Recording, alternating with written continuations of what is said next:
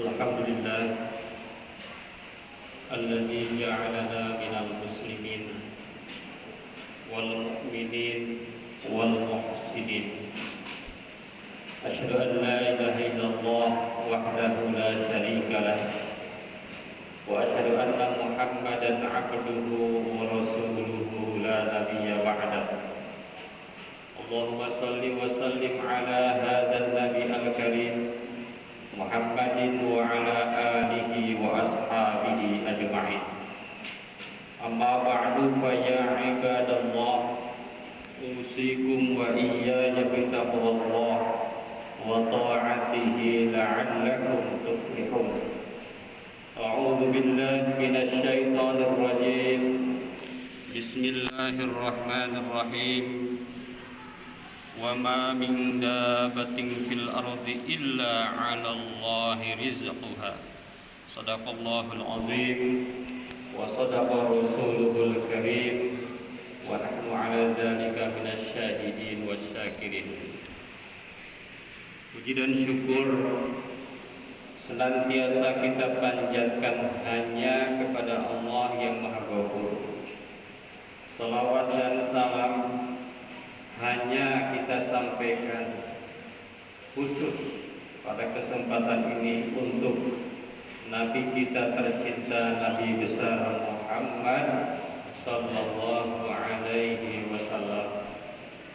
Beliau adalah Nabi yang dalam seluruh aspek kehidupannya merupakan suri tauladan bagi kita semua.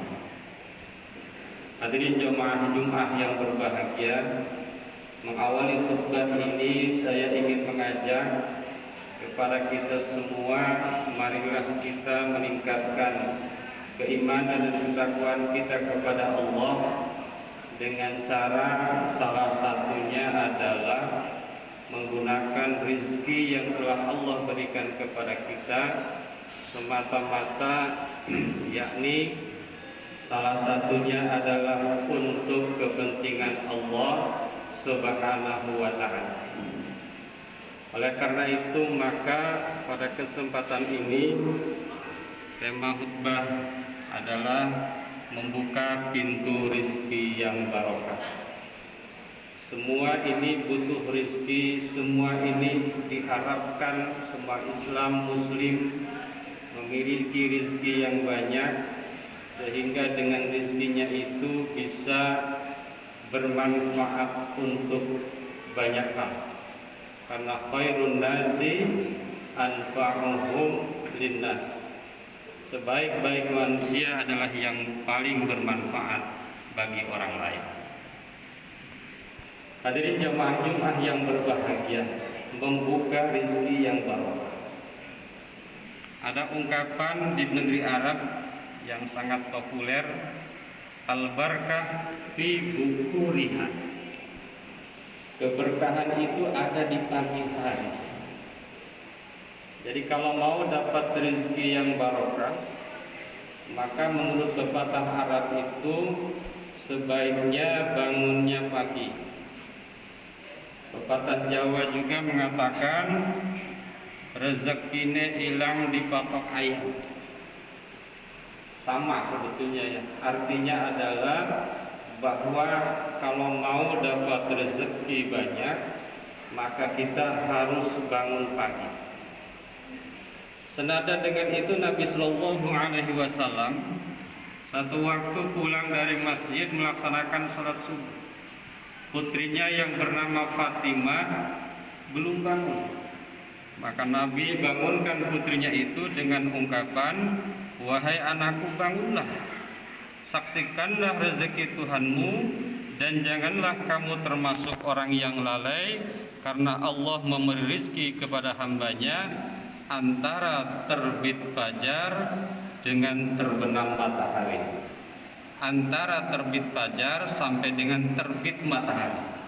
Jadi antara dua waktu itu Allah memberikan rezeki kepada kita.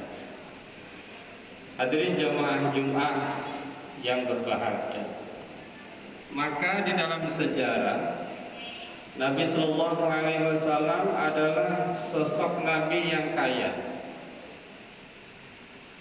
Sosok Nabi yang kaya dalam kisah disebutkan bahwa harta Rasulullah itu 1217 kilogram emas.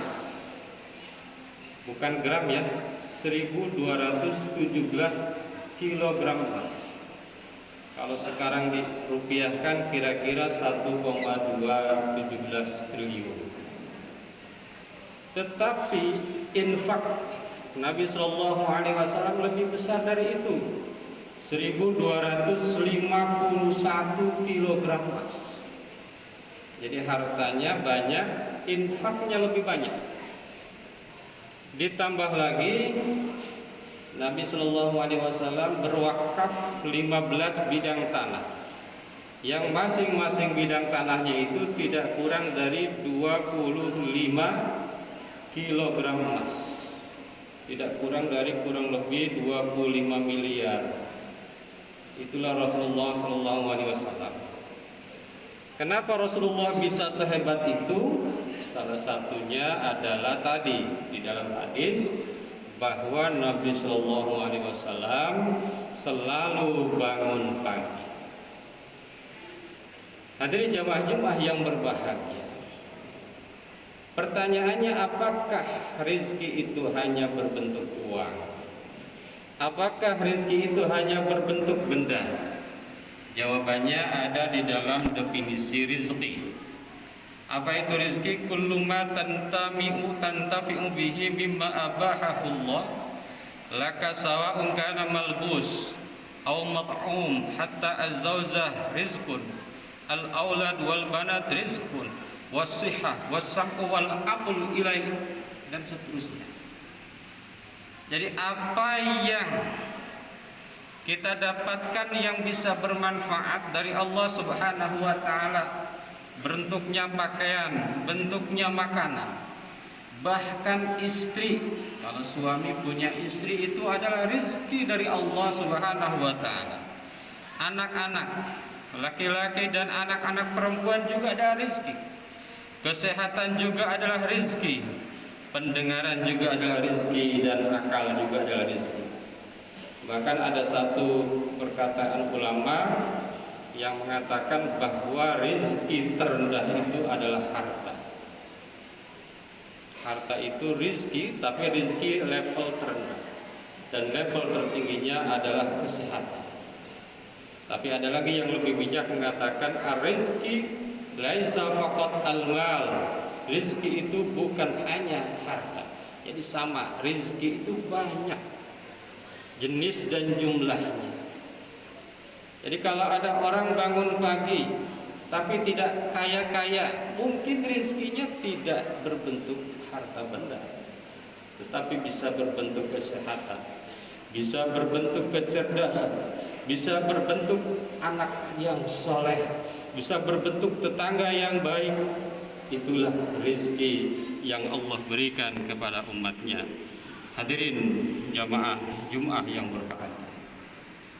Oleh karena itu para ulama minimal membagi rezeki ada dua. Ada yang terlihat dan ada yang tidak terlihat. Tadi yang terlihat harta, yang tidak terlihat misalnya ketenangan batin. Tidak sedikit orang kaya yang tidak tenang batinnya, tidak sedikit orang miskin yang lebih tenang batinnya.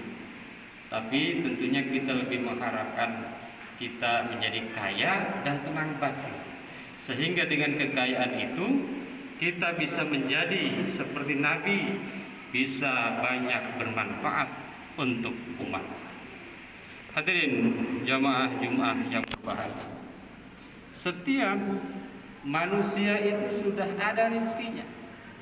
Tadi dibacakan dalam ayat wa ma min dabatin fil ardi illa 'alallahi rizquha.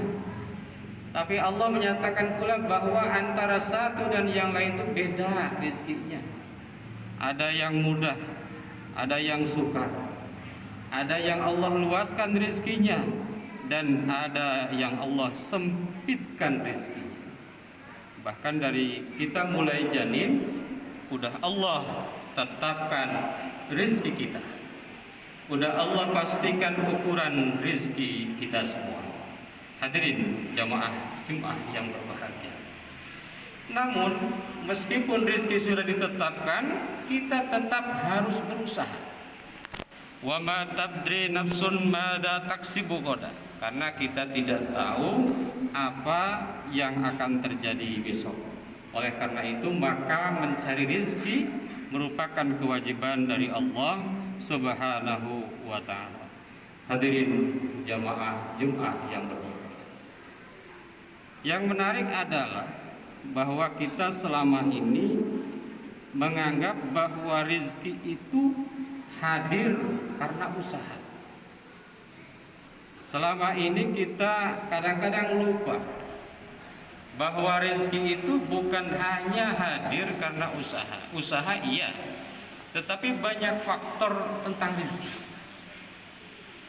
Sebagaimana para ulama menyimpulkan banyak faktor tentang rezeki, diantaranya adalah sholat wajib tepat waktu. Itu akan mendatangkan rezeki. Ada zikir, istighfar, taubat. Ada doa kepada orang tua.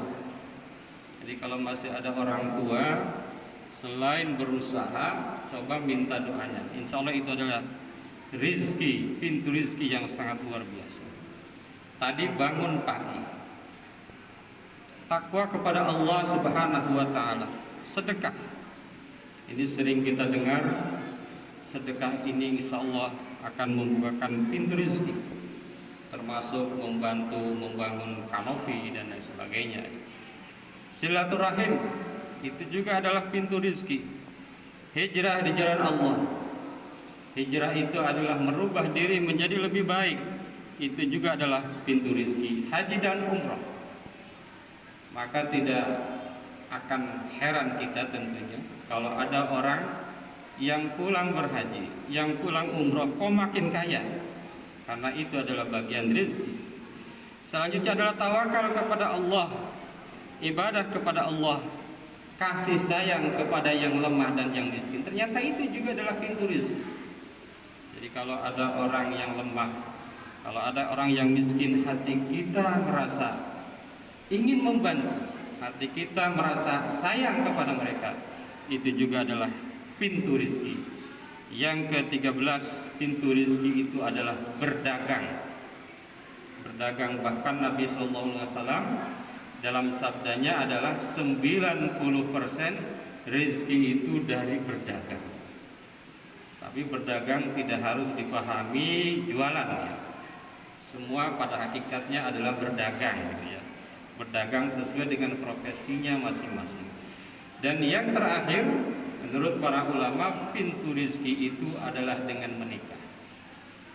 Menikah juga adalah bagian dari pintu rezeki yang telah Allah siapkan untuk kita. Hadirin jamaah Jumat yang berbahagia, pada kesempatan ini yang disampaikan adalah bahwa rezeki Allah itu luas, dan kita sudah Allah tetapkan rezekinya, tapi kita harus tetap berusaha untuk menggapainya. Dan usaha untuk menggapai rezeki itu bukan hanya dicapai dengan usaha-usaha biasa, tetapi tadi banyak, ada dengan tahajud, ada dengan menikah. Secara logika kadang-kadang tidak masuk akal, tetapi janji Allah itu pasti bahwa itulah pintu-pintu rezeki yang bisa kita gapai agar kita hidupnya berkah sebagaimana Rasul. Dan ketika sudah mendapatkan rezeki, jangan lupa bahwa di antara rezeki itu ada rezeki milik orang lain.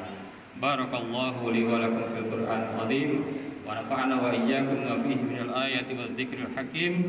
Aqulu qouli hadza astaghfirullahal azim.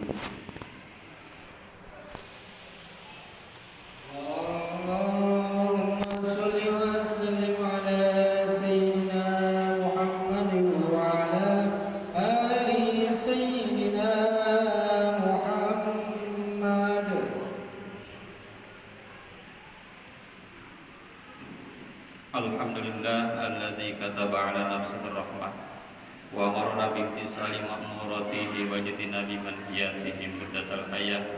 Asyhadu an la ilaha illallah wahdahu la syarika lah wa asyhadu anna Muhammadan abduhu wa rasuluhu ila yaumil qiyamah. Allahumma salli wa sallim ala hadzal nabi al-karim Muhammadin wa ala alihi wa ashabihi ajma'in. Amma ba'du, fa ya ayyuhan nas ittaqullah haqqa tuqatih wa alamu anna Allah ta'ala qad wa'ada liman ittaqa bidukhulil jannah wa tawa'ada liman 'asahu bidukhuli jahannam ma'wa. Inna Allah wa malaikatahu yusalluna 'alan nabi ya ayyuhalladzina amanu sallu 'alaihi wa sallimu taslima. Warḍallahu ma'al jami'i sahabatul qurabati li rasulillahi ajma'in. Amin ya Allah ya rabbal alamin. Allahumma ighfir lil mu'minina wal mu'minat wal muslimina wal muslimat al ahya'i minhum wal amwat.